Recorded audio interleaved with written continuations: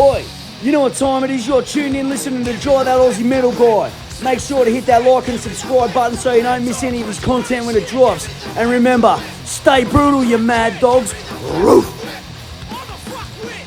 G'day, how are you all going? Thank you very much for joining us for another edition of the Bloody Legends with Jai and Jim. Today we have extra special guest Evgeniy from Red Cain, who are gearing up to release their forthcoming album, Nae Bliss, due out April 28th. Some of you may have already caught the first few singles off it, Fisher King, Blight, and We Are Chaos. We are chaos, man. Cheers for joining us, dude. Hey, thanks for having me, guys. I'm really pumped for this, honestly. I love the enthusiasm too. Thank you very much. No worries, man. Absolute pleasure, man. Can you tell me all kind of where this kind of began, dude? Because I know you've been floating around, I think, since 2015, 16. So can you tell me how Red Cain kind of started? Yeah, I mean, there's a lot of things that kind of culminated in the band itself. I myself come from a family of musicians. My grandfather is probably the most talented musician I know. He plays anything you put in his hands. You can give him an instrument, he doesn't even know what it is, and within 5 minutes he's gonna figure it out. So I grew up in a musical household. It was second nature. It was like Russian pop music growing up all day, every day, and actually like some Russian hip hop and like chanson. It's like Russian prison music, kind of. It's like the equivalent of Russian country, I guess you could say. Except they sing about prison stuff. You get a chance to check it out. Do check it out. It's great. Love it. Like it's love it. Yeah, it's very, very culture specific. So anyway, yeah. So growing up in that, I always wanted to do music in some regard. I went to music school back home for a number of years on piano. Kind of hated it, not gonna lie. But I learned theory, so theory served me well, but piano wasn't really my instrument. Hopefully my parents don't hear me say this, because my mom's a piano teacher and she's gonna hate me for it. But Jim plays piano as well. Oh, there you go. I managed to offend you already. I'm sorry, man. No.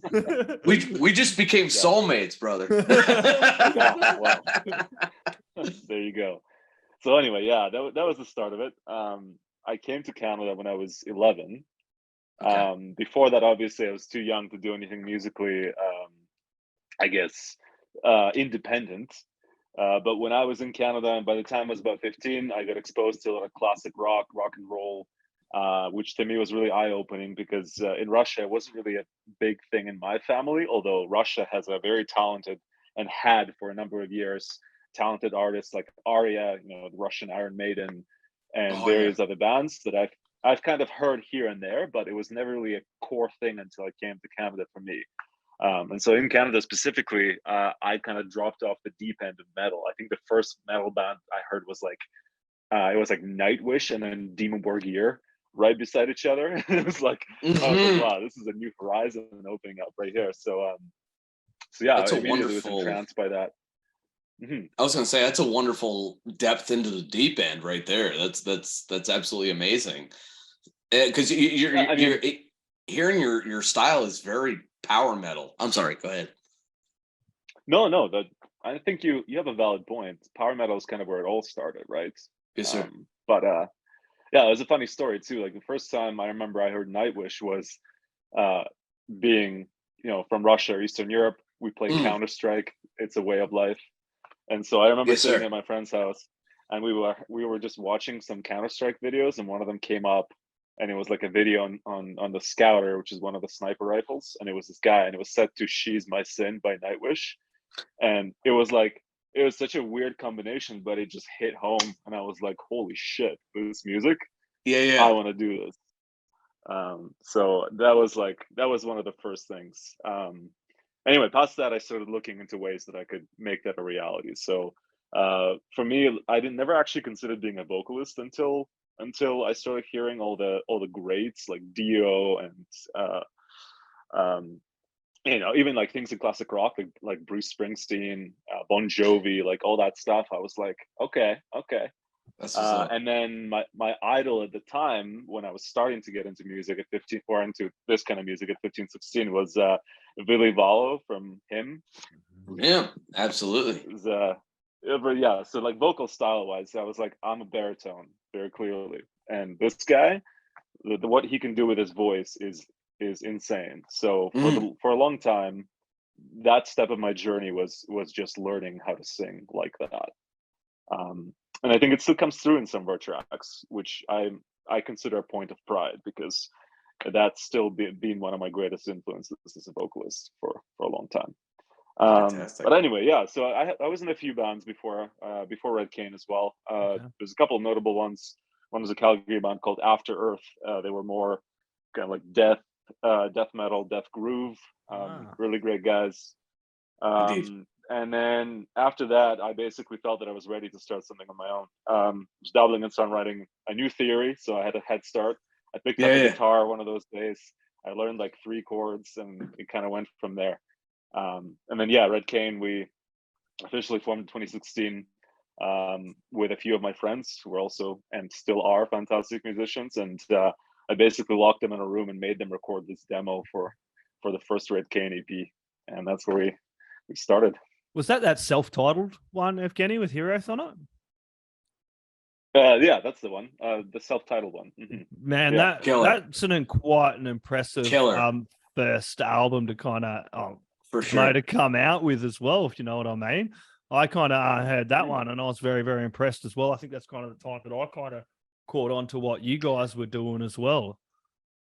And everything about that was polished and professional, and even the cover art on it, which I'm sharing right now, is just beast, man. And from that opening release, you kind of your voice, you just got this voice, man. But also, like it started going with stories. The albums were telling a story. Like, it was a concept album as well, that first one too, but it was really impressively well done. And as Jim said, power metal, but so many different influences. And I think the longer your career's gone, you're able to express that more and more. Yeah, it's definitely a journey. Yeah. I don't want to sound hippie or anything, but I mean, like, it's a journey of self-discovery when you no, write music. absolutely. Yeah, it's like writing a novel. It's like every story is different. I'm sorry. Mm-hmm. Oh no, that's fine. That's fine. No, that's a very good comment. I think you just have like half a second of delay, and I'm trying to time it so that I respond to you. That's what I figured, and I wasn't trying to interrupt, because that gives me the worst anxiety in the world that I talk too much. So I'm sorry, Evgeny. No, you're old. And of course, we have Evgeny over in Canada, Jim's in the US, and I'm in down under. So we're doing pretty good with only a couple of seconds away. Yeah, honestly, it's better than a lot of my meetings at work. So I think we're doing nice. Yeah. So tell me a little. No, I mean, like, to go back, just to finish that point. I'm not gonna go on too long, but it's like writing stories, I think, was integral from the very first moment, because again, one of the other things I grew up with was the oral tradition of stories. My grandparents, my parents, and just in general in Eastern Europe, you always like have people telling all kinds of stories, folklore, mythology, and all of that. And so I grew up with that, and I really wanted to also incorporate that into the music, because I think music is not just music; it's a way of storytelling at a different level. So, amen. The more layers you throw in there, the more compelling the story that you tell is. So that's been a guiding kind of facet for me when I write the music and everything else. Yeah, most definitely. And the follow-up from that, which I was just talking about before we went on mic, was the Kindred Act album, which was an absolute ripper as well. Tell us a little bit about making that one. Yeah, that was we got such an unexpectedly good reception on our EP that we had to stop and think how to follow that up. So I always wanted to do a concept, and it was funny initially. Like, I think the biggest conceptual influence on me was Camelot, the 3 albums. Oh, absolutely. Karma, Epica, Black Halo. Yeah, so I mean, those were, again, genre defining in a lot of ways, and I love the old Camelot. It was like huge. So it took a little convincing to get the guys to do a 2-part concept album. It was pretty ambitious, But we had a few songs by that point that we had written to do for the next release, and actually Kindred, which was on the second album, was one of them. It was the first song we wrote for this dual album saga, and it was sitting at that point, I think, for over a year, and so that gave us the base for everything else that we wanted to build on top of. And we decided to do. We had done some experimentation and kind of genre bending already in the first album, the first EP, but the idea was always to expand that horizon on both of these Kindred albums. And for the first one, we went more power metal and I would say like folk / pagan. And then for the second one, we always wanted to go in a heavier direction, so more thrashy and more death metal. And so we did that, and I think it turned out quite well. Yeah, and I did feature Tyler Corbett on there, who is your guitarist now as well. Was that the first time you worked with Tyler over on that? It was, yeah. He's a fantastic dude. I love him. He does so much for us with his production as well. Yeah, from the first time, like working with him, he immediately understood what we wanted out of the album, the sound. We sat for hours with him tailoring the nuances of the sound, and I appreciate that. That was that was very useful. And it would have been good having Tyler come on board and now being able to do it in-house as well a little bit too. Absolutely, yeah. It's huge. He's been instrumental in many ways. And I've got to ask about the track, The Wing of the Crow, which featured Cobra Page from Cobra and the Lotus. That track was an absolute ripper and a killer closer track, man. Tell me about working with Cobra Page and that track. Indeed. Yeah. And thank you. That's definitely one of the tracks I'm most proud of. When I wrote that track, I actually had her in mind. I had a short list of female vocalists who could pull off the role, but I had been before to a Cobra and the Lotus show in Calgary, back when they played a few shows, because we're from the same hometown. She's also from Calgary. So it was a memorable show for sure, and I always kind of kept it in the back of my mind that I wanted to work with her. And so when I wrote the song, I had 3-4 different vocalists that I could see doing the role, but she was at the top of the list. And it was, at that point they were obviously like probably near the peak of their career, and I was like, oh fuck it, I'll just give her a shout and see what happens. And honestly, she was very humble. When she responded, we had a great conversation. She loved the music. She enjoyed the hometown connection, and she was from the get-go. She listened, she understood the concept, and then she agreed to do it. I remember we met up for coffee a few weeks after. She was also in town for that, and had a really great conversation in general about music, and she was knowledgeable about our tracks already. So working with her was like an absolute blast to collaborate. She went, I think, on tour after, and she ended up tracking the vocals in Seventh Wonder's studio in Sweden. And I mean, like, she obviously nailed them as well. But it kind of speaks to her professionalism that she took the time on her tour to go in the studio and do that for us. So honestly, great experience throughout, and she killed it on the vocals. The track itself basically was like ended up being where I wanted it to be, and it was like a very signature track for us at the time, because obviously we were still like in the process of establishing our sound, making our mark, understanding who we are as a band, and so getting that track done was in many ways the punctuation mark at the end of that journey. Yeah, it definitely was. It was a really great both of them, put them together, Act 1 and 2. Really great listen. Who does all your artwork? Yeah, I was gonna say. Yeah. So we have a guy. He's in Russia. His name is Timur Khabirov. Fantastic artist. He's worked with a couple of other local bands, but he's done. Basically, I sketch out the covers, and then he does the rest. And then he's done both Kindred Act 1 and 2. That's a cover for number 2 up on the screen. Oh yeah, that's the one. Yeah. And then the other. Yeah, sorry, go for it.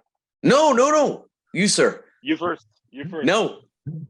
We'll do paper, rock, scissors. We're gonna out-gentleman each other. Well, when I hear, was also gonna call out. I was gonna call out another artist. He's Polish. Yeah. Piotr Yamroz. He was the one that we Oh. had do the track art for Kindred Act 2. So the custom track art that we released with every track. Also fantastic artist. Him and I worked very closely because I really wanted to capture specific elements visually. So I was like sending him like really like crudely drawn pen drawings of the landscapes and everything else, and he just made them into Oh, that's into so this. cool. Oh, the artwork is really good. It does. It's so cool. It adds to the story, the whole storytelling aspect of it. You kind of sit there, and because me and Jim are you're telling our age, but I love album covers. I love the artwork that goes into it. We literally had this conversation on either the last podcast or the one before, where it's funny when you visualize what's going on with the music. You want to look at the album art, and it's like, this is the embodiment of what this album is. And I cited Symphony X had a record called Paradise Lost, and it was like, you know what I'm talking about, like when you hear Russell singing about, you know, whatever he's singing, and like the music and everything, you're looking at the landscape of hell. So what you've done with Red Cain, to me, I was going to ask you, are it seems like are you a Robert E. Howard fan, Conan the Barbarian and all that? Because I dabble, of course. Indeed, because it really struck me that Red Cain, I can't help it, but it sounded like Red Sonja. So and then your lyrical content is delving into mythology, and I started looking at your artwork. I was like, oh dude, he's listening. He's reading Robert E. Howard or Robert Heinlein, or you know, all this. Arthur C. Clarke. Definitely Arthur Robert C. Jordan. Clarke. Yeah. Yeah, I mean, you're not off by much, honestly. I think all four of those I've read at some point. I read Conan way in the past. That's the only difference. And then I was reading a lot of sci-fi when I was writing the second album, for sure. Yes, sir. Just loading up on the sci-fi content. But cool. Yeah, the influences are there. You got it. Yes, sir. Yeah. Wonderful. So you tell me a little bit about your songwriting process, Evgeniy. Yeah. The assumption that there is a process. I love that. No, there is a process. You basically have to have one if you want to pump out material. It's different. I always like to say that every song starts with some element, and it could be a lyrical element.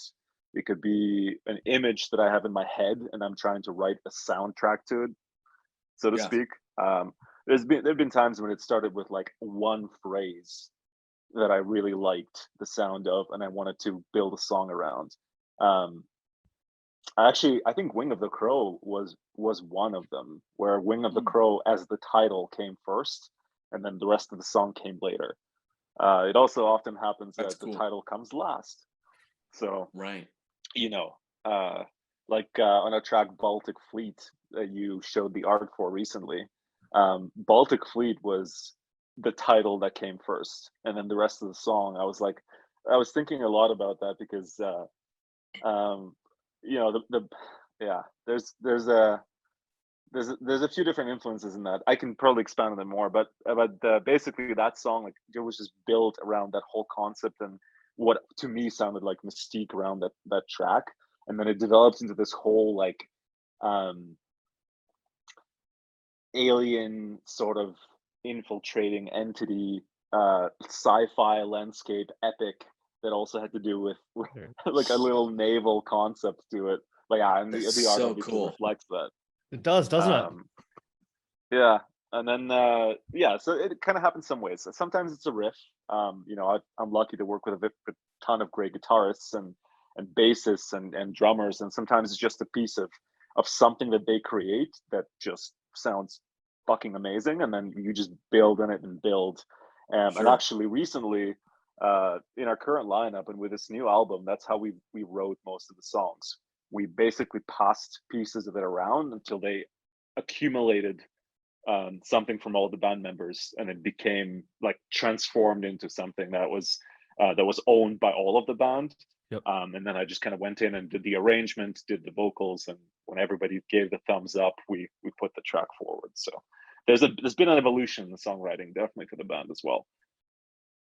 Oh, definitely a huge evolution as well. And like I said, the sound is just unreal. Like, I want to talk about the singles, recent singles now, especially we'll start with the Fisher King, man. But can you tell me a little bit about that track? Yeah. There's the cover for it as well. Yeah. That was originally one of the oldest tracks I've ever written. Yeah. Say. Oh, cool. Oh, wow. Yeah, it was written before anything on the two Kindred albums. Oh, okay. And it was definitely written before some of the songs on the Red Cain EP even. But that is to say, the skeleton of the track was old. So I still am a huge Wheel of Time fan, obviously, given the subject matter of the new album. And I remember starting to write this song when I was, I think, finishing the starting the second half of the 15 novels. And I'd been like throwing together a bunch of riffs and just like little by little as I was reading, putting this like epic track, and then not really knowing what to do with it yet, because at that point Red Cain wasn't a thing. So I shelved it for a while, but I always wanted to come back to it. It never felt the right time for any of the other albums. It didn't feel like a song that belonged there. But with this new album, when we decided to go back to our roots, like thematically, a little bit musically, and then do this homage to the Wheel of Time, I was like, yes, this is the reason that we need to pump out this track. So we rebuilt it quite a bit.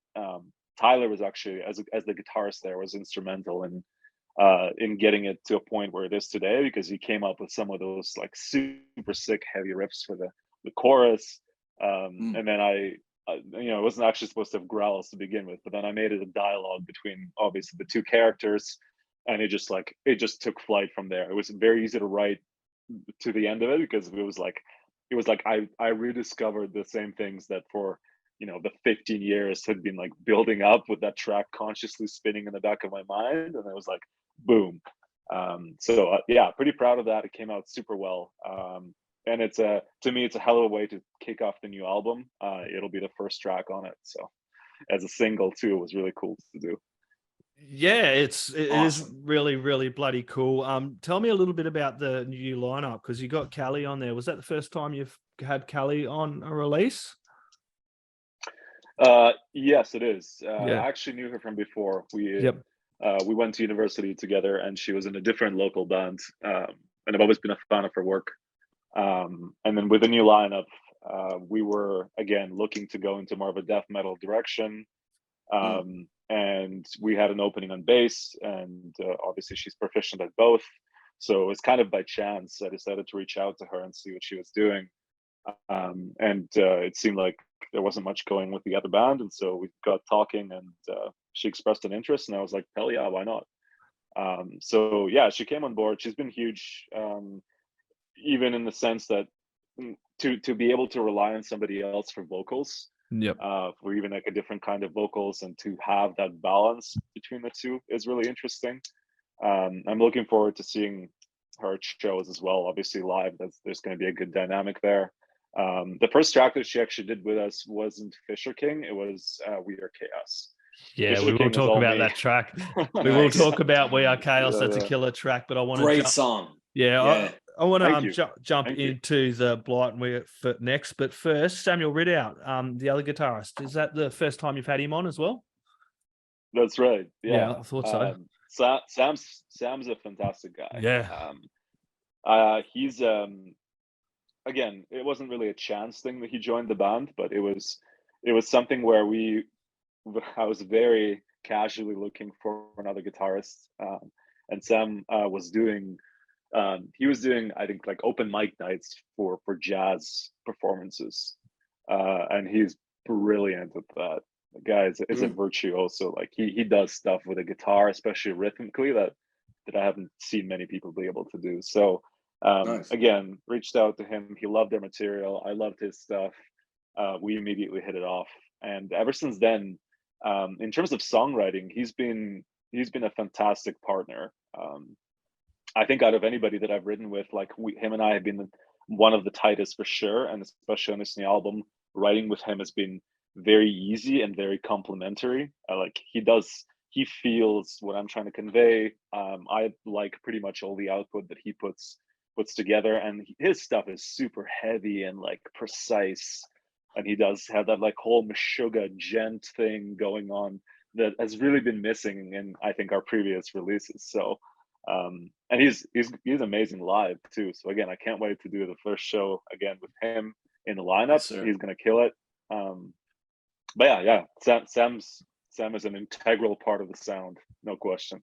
Yeah, well, speaking of that DJ Antish proggy sound, man, that Blight starts off really proggy, that, you know, just unreal, man. It kind of, Yeah. I really dug it. I really, really dug it, eh? Like, Same. considering I've been listening to you kind of from that first release up into now, it was a really, really cool track just to hear the growth and the development of a band, just being able to go, look, this is what we're going to do. We're going to do what feels right. And it damn well felt right. Sounded good. Yeah. No, thank you. I mean, there's a little thing that we do in the band is when a new member joins on the next release, I always like them to do a song that they write the majority of, to feel like they have a stake in the band, you know, to showcase the writing skills. And so this was Sam's. He wrote, I think, well, I would say most of Blight. I just arranged, put the vocals on, and it was like, boom, again, fantastic difference from our sound, but we managed, I think, to make it also carry the same Red Cain thread that the other songs have. Yeah, and I had a pretty cool lyric video for that one as well up on YouTube, which was pretty cool, man. Who done that one? Robots and AI. Yeah, nice. They're good for something. Yeah. It was an interesting experiment. You know, this is the whole AI craze going on right now. So, wow, we didn't have anybody lined up for lyric video, and so I'd heard about a couple of places that basically like have AI generate images to music and then glue them into a visual art piece. Wow. And for Blight, because the theme behind Blight is essentially a contagion that evolves, and it's sort of like a disease, musical or otherwise, I was like, okay, we can let the AI run with this theme, and so that's the result. Interesting. Mm-hmm. That's very right. cool. Yeah, it's a fun little experiment. Definitely. No doubt. Definitely. Very cool.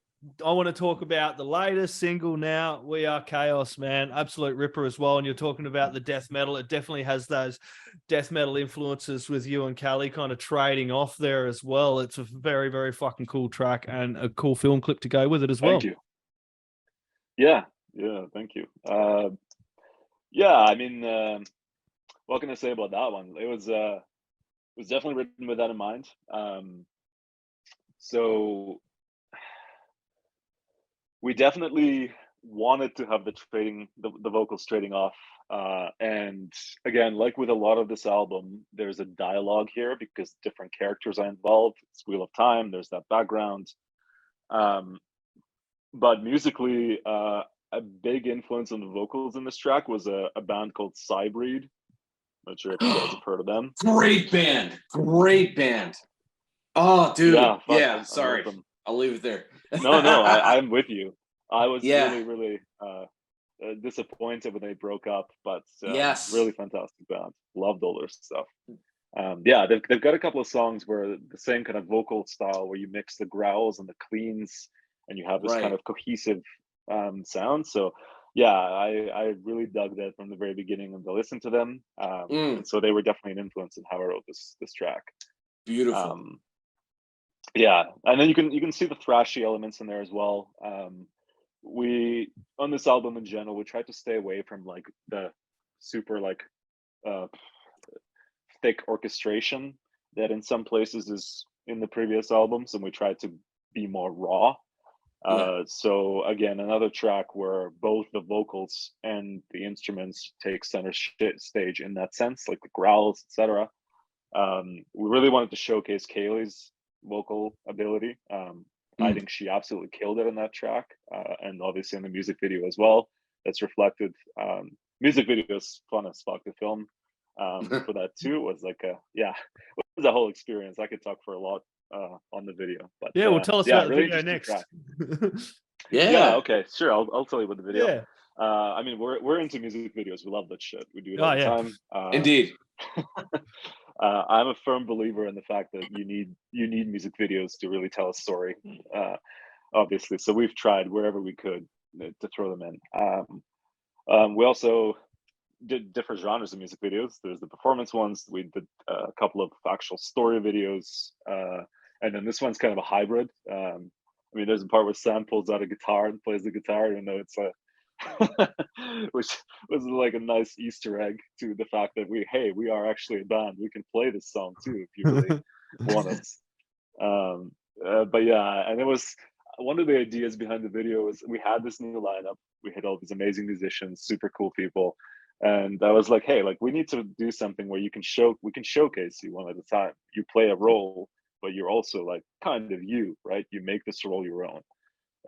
And so with the Wheel of Time and the whole concept of playing different characters, I think that tied it really well. So everybody took the time to figure out their own costumes. We did this whole interesting kind of like medieval cyberpunk scenario. We used this place called Slaughterhouse Studios in Calgary, which is owned by a few guys that we're really good friends with. It's an actual slaughterhouse, so it's obviously pretty fucking metal because of that. Used one of the rooms. We got it. I think this is the most props we've ever got for a music video. Like we had tons and tons of props that you can't even see in a lot of the shots, but they're there. So we like decorated the room. We got the poster, which I designed that reflects the album cover and it reflects the character that I play in the video. And there's all these callbacks and interesting details that we really tried to put in there. And then filming it was also super fun. It was a one-day shoot, so we kind of rushed right through it. I think we finished late at night, and it was like everything was kind of falling into place.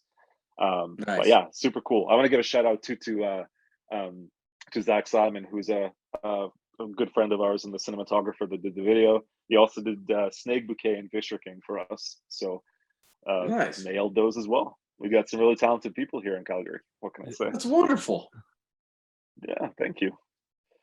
Damn straight. I got to ask though. That mask looked so bloody cool, Evgeniy, man. But how well could you see through it? Oh yeah, I know. It was like it has like little pinprick holes that you can kind of see where the light is and where the light isn't. And so I had to orient myself with that. It was actually kind of hard walking down the hallway and not like taking a turn and smashing into the wall. Right. Yeah. All in good fun. Nice. Mm-hmm. And that's the forthcoming album, as I mentioned a couple of times, is called Nae Bliss. I'll share a little cover image there for everyone. That's the cover you got to go out and chuck your pre-orders in for. That's killer. Nice. Yeah, absolutely killer. Thank you. Yeah, we're pumped about it. This is again, it's a new stuff for us. It's not a bit. I think it's a lot of different new sound things that we're doing in this album we haven't done before. And I mean, I can talk a lot about the album. Do you have any questions? You want to start with those, and I'll just riff on them. Yeah, well, tell me a little bit about your recording and production process, because I know that Tyler was Soul Audio and that kind of you've done it in house. So tell us a little bit about that.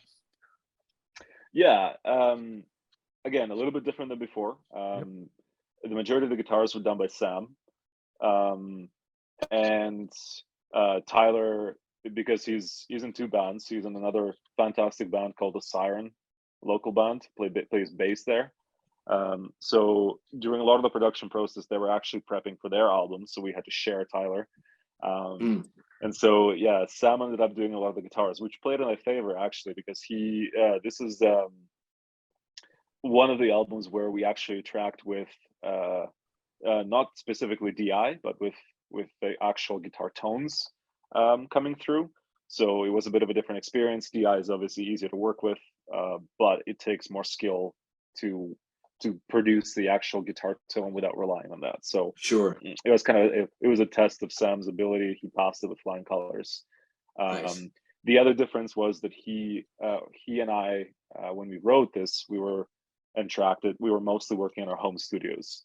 Whereas before, with the previous albums, we spent a lot of time, with Tyler and in other places where we could get together as a band and track with a different atmosphere. Here, we had to be more organized and do it solo a lot of the time because COVID, because various logistical, all the logistical bullshit around that.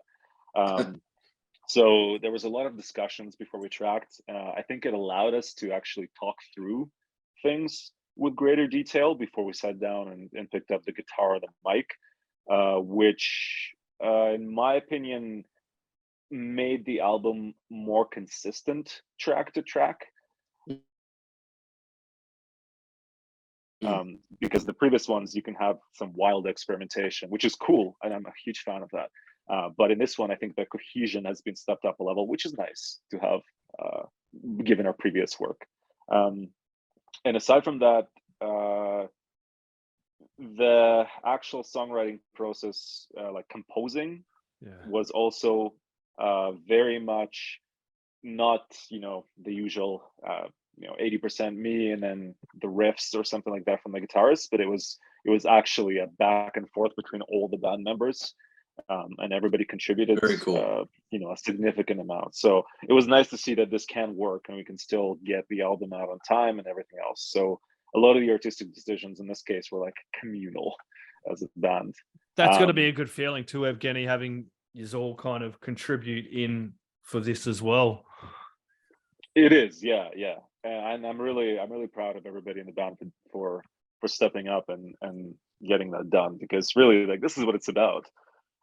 There's always a primary songwriter who puts stuff together, but at the same time, you're in a band to be in a collective of musicians and to tap on everybody's talents, to draw on everybody's experiences, to get everybody's visions and bring them to life. So, It was really nice to do that.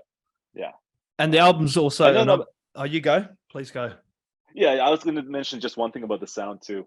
I'm talking a lot, but I'm passionate about this shit. We love it. We love it. No, we're fine with this. Yeah. Nice. Okay, good. Just checking. You got an Aussie and an American here. We could fucking talk your ears off, mate. Excellent. Yeah, no, I love that. So stylistically, I think before, in the previous album, there was kind of a standard we were trying to reach always. There was, with the EP, there was the exploration of a sound. What are we going to be like as a band? We put that out. What is Red Cain going to even sound like? With the other albums, it was like Kindred Act 1 was, can we prove ourselves? Can we release a full album that's going to be quality, that's going to be recognized, et cetera, et cetera. With the second album was more like, can we reinvent ourselves a little bit more? Can we finish telling this concept that we started and provide a satisfying second half and conclusion to the story? And with this album, I think we were free of all that, because we had just finished the Kindred Act 1 and 2. There was the pandemic that threw a wrench into all the bullshit. We had lined up a couple of tours even that eventually ended up getting canceled. We didn't do shows for like 2 fucking years. Wow. And so for us, it was like, okay, let's just write some music and see what happens. And so in a sense, it was like a very, it was an interesting journey without a lot of pressure. It just allowed us to just write some shit that we enjoyed as musicians. Yeah. Beautiful. And can you tell me a little bit more about your inspiration for this album? It's kind of a little bit an homage, as you mentioned a couple of times, to the legendary world of Robert Jordan's fantasy epic, The Wheel of Time. Tell us a little bit about that. Wheel of Time. I consider it on par with Lord of the Rings, like I mentioned there. There's fantasy, and then there's a different kind of fantasy that is more rooted, I guess, in well, not the mundane, but something close to reality. There's the epic fantasy elements, the power metal and everything else. There's kind of the grim dark elements. Robert Jordan, Wheel of Time, it kind of sits in between. And it was interesting because when I was starting to read it, I was like, this is not super flashy, and this isn't really pulling me in either direction. And then as the more I read it, the more I realized the human aspect of it was very, very powerful. And instead of kind of masking the quality of the storytelling behind flashy battles and massive details and, like epic scenes with gore and violence and everything else, it kind of exposed itself to like these fairly ordinary people going through some ordinary but also extraordinary things in this seemingly ordinary but also extraordinary world. And then the evolution of the characters, the evolution, of course, it builds to an epic climax, and there's plenty of epic stuff eventually that happens. But I think it still holds on to that whole theme of this could be something that happens in our reality as well. And the characters are human characters, and despite some criticism of this, characters being unrealistic, whatever that does tend to come up as with any book. I always found it to be a very kind of a very realistic and human depiction of fantasy, I guess, the fantasy landscape. Of course, it was also extremely well thought out, and the character arcs were fantastic. The world was excellent. It just struck something in me at that point too. So the inspiration, we wanted to revisit it. There was the Amazon series that also came out, so the timing kind of was all falling into place with people's interest peaking. Sure. There was actually a long protracted saga with a video, like film or series adaptation of Wheel of Time that spanned, I think, 10 years. Rights were being bought and sold, and there was some trailers that turned out to be fake and all these kinds of things. I'm part of the rabid fan base, so I kind of followed all of that during that. And at one point I realized that there wasn't actually a lot of music dedicated to the Wheel of Time or about the Wheel of Time or exploring the world of the Wheel of Time. And I was like, oh, this is an interesting opportunity. And look, I already have a song, Fisher King, that I started a long time ago that was inspired by the series. So why not just take it a step further and rediscover that world? So we did that, but we did it with a different approach, because obviously the focus with this album is not the usual kind of good side. We actually flipped the page and we were looking at the antagonists and what are their motivations. And of course, there's a lot of gray in this, right? Like, as in any good fantasy series or any series whatsoever, there's a light in the dark, but then the gray is what the interesting part is. And the more I revisited the series, the more I realized that a lot of the antagonists actually had some very compelling points, storylines, motivations. And sometimes they weren't explored deep enough in the story. And I always was left with a bunch of questions regarding that. Because obviously, like, given the content, you can't cover everything, even though you have 15 books. So that gave me the opportunity thematically to touch on some new content related to the series that would make it interesting for me, who knows the series inside out, and hopefully for other fans who may or may not know the series as well as I do. So that's kind of the gap that we decided to attack. And then from that point on, conceptually went into a commentary of, what it means to be a villain, how do perspectives around it shift, how a villain to one person is a hero to another. What does that mean from the perspective of morality? What does that mean from the perspective of, objectivity, values, who wins in a battle of wills like that? And then we brought in all the stuff and the different characters from the Wheel of Time universe in some tracks. And so it was a really interesting journey to explore, because I didn't have an end goal. With the previous two albums, it was a concept that had a beginning, a middle, and an end. I knew where I was taking it, whereas here it was just, we had an approximate target, and then we just wrote stuff and created things and saw what would come out on the other end.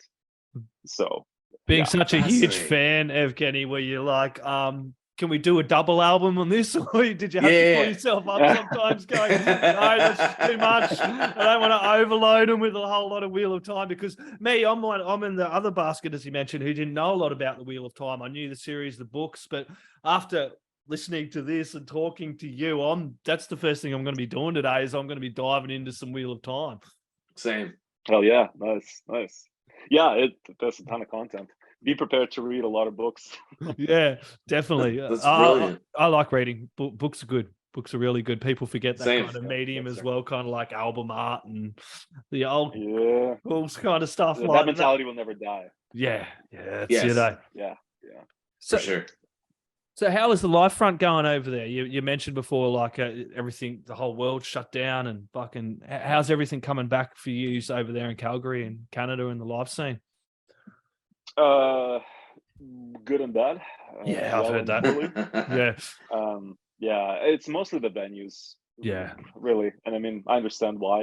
It's hard to keep a venue open where nobody's coming through. So, definitely took a hit. We still have a couple left, so we'll see how that develops. But the good thing is that across Canada and elsewhere, festivals are coming back up. I'm a huge fan in terms of playing and going and everything else. So that's going to be, I think, one of our live targets the next little while is seeing if we can land a slot on some local and maybe bigger festivals. But we do plan to do some local shows and flex some muscles. And again, like playing live is a core part of being a musician. So Yes, sir. it'll be interesting to see where we are because we spend so much time in the studio that it's a totally different feel. yeah. So, Have you managed to play a show back since it's all come back yet, or not? Yeah. we haven't played a show, and in fact, we just yesterday. Oh, you must be missing it. Yesterday was Sunday. That's right. Yeah, we just had our first full practice as a band. It was minus Katie Nice. because she's away, but yeah, the other everybody else, we went in there and rocked a few songs, and it was awesome. It was a pretty indescribable feeling that you're a musician, like you should be on stage. So we were Right. like, "Holy fuck, this is amazing!" Have you guys played Europe at all? Because No, we haven't. I reckon you'd That's be actually- perfect for Europe, dude. Like, get you over there in Europe Yeah. for that summer festival season. Red Cain would just tear it up, and like, Indeed. you just do have that kind of little bit of a European feel to it as well, like some of those- Bloodstock, anything like that. Yeah, dude, for sure. Yeah, but looking Vakken. into it. We're partnering with CMM, which is a German. Okay, you guys have heard of them. Yeah, they rep Iron Maiden and Conception and a lot of other bands. Fantastic guys. We're having them work on this album for us, and we're hoping that through them and through collaborating with them, we can have some inroads into Europe as well. So that's Cool. definitely in the works. Yeah, most definitely. This would definitely fit really well over there in the European scene. Hopefully, everything with this album, everyone snaps it up. Red Cain definitely needs to be heard by a lot more people out there. Yes. What's next? Like, are you going to drop another single? Don't give too much away before the release of the album, but are you going to drop another single before the release of the album? Because I do notice you usually drop about 3-4 singles before the album, just to kind of get everyone a little bit of a fucking taste and feel and get a bit excited about the new album. Yeah. We're actually doing 2 more. Cool. Because the album's in April. Cool. So we got March and April. Yeah, I'm a pretty big fan of dropping singles. I think, there's values, like you said, there's some old school values that you have to keep in terms of the artwork and everything else. But the way music is consumed is definitely you need to have a modern approach to it. You owe it to your fans, you owe it to yourself as a band. So releasing a lot of singles is something that we tried with the previous 2 albums. It worked quite well. And we find that a lot of people do like to consume music that way, especially on streaming services like Spotify. You have to release singles. Yeah. It's worked really well for us too. So I think it also Indeed. gives people a chance to digest the music a little better. Yes, sir.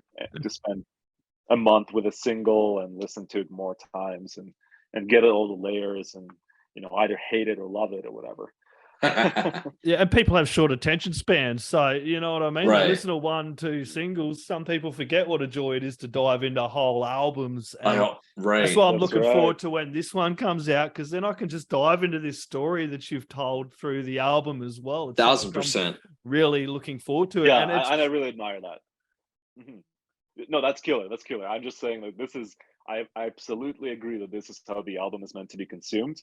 Yes. And honestly, there's 2 types of fans that we write the music for. One is primarily, yes, that type, full album, start to finish.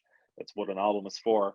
But you know, I don't begrudge the other people that want to just listen to their favorite songs. Exactly. They don't want to listen to, or don't have the time, frankly, to listen to an entire album start to finish always, which I totally understand. And like you said, you the do pace of cater the for that world, with yeah. Spotify as well, Evgeny. You got on Spotify, but you're also on Bandcamp for nuts like me that actually Correct. Same. Yeah. Bandcamp, yes, I love Bandcamp. I do too. Front to back, man. Front to back. You can buy albums. Hear the there. record.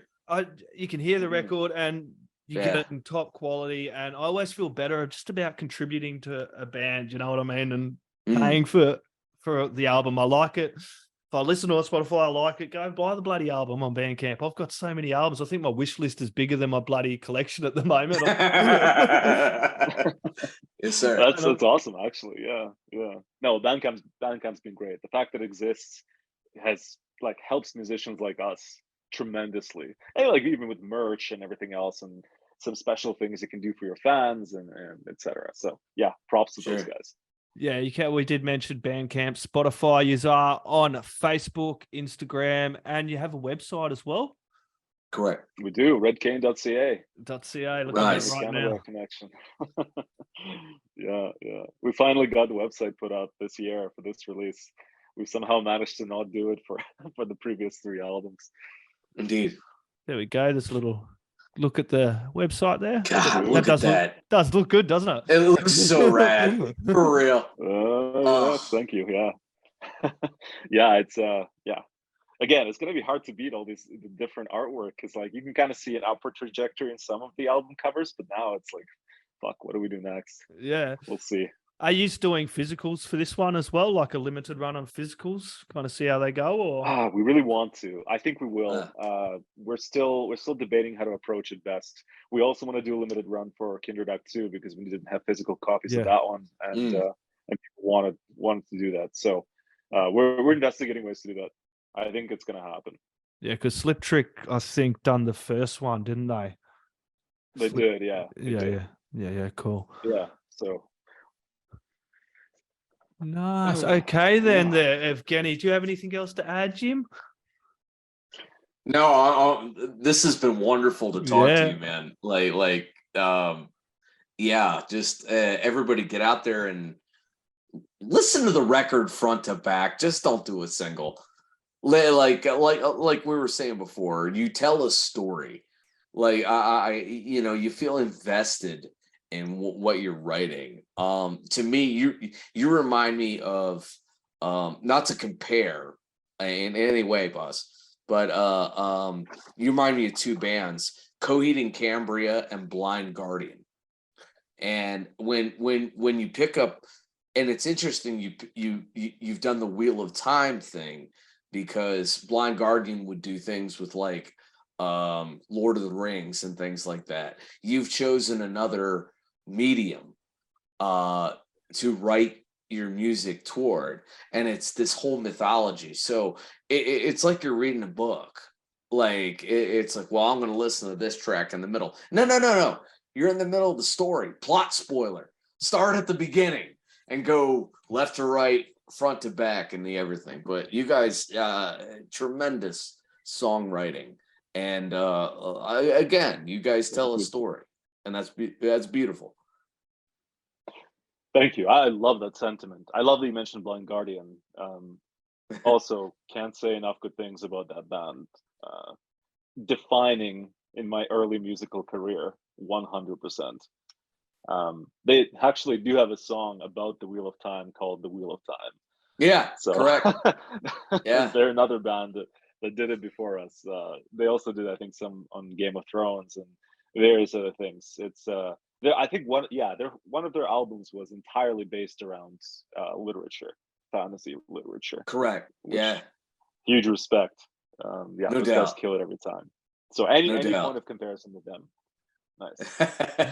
But you're your own thing. I want to be very clear. Red Cain is their own thing. Yes. It was reminiscent. I just wanted to say. We like to think that on some level we're rubbing shoulders with the giants that are the Blind Guardians of the world. Yes, sir. So- Oh, 1,000%, sir. Keep going the way you're going, and Red Cain will be playing with a blind guardian one day, man. You're unreal. You have a great sound, very Wonderful. polished and very Wonderful. professional from the start right up until now. Thank you. Nae Bliss does come out April 28th. There will be a couple more singles before then. Evgeny, do you have any Sure last will. words, shout outs, thank yous, or anything else you'd like to add in there? Ooh, I mean, I can thank a lot of people, but Take I your think time. I do want to. Yeah. Well, I want to thank you guys first for having me. I mean, this has been one of the cooler conversations that I've had about the album. Super insightful comments. You guys are awesome. It's nice to see some people that are equally passionate about music. I mean, fuck, like I'm looking behind you with your Monomarth banner and everything else. Like that's cool. And then yeah, Jim, yours too. Like you've got a whole pile of guitars there and everything else. So Jim's in a band as well. Yeah, there you go. No, it's fantastic. I really enjoyed this conversation. I hope we talk again. So Thank you, my thank friend. you. Aside from that, I mean, the fans. I don't want to like go long-winded here, but really, like you gotta acknowledge the fact that people listen to your music. It keeps you humble that you're producing something that hundreds, potentially thousands, potentially tens of thousands consume.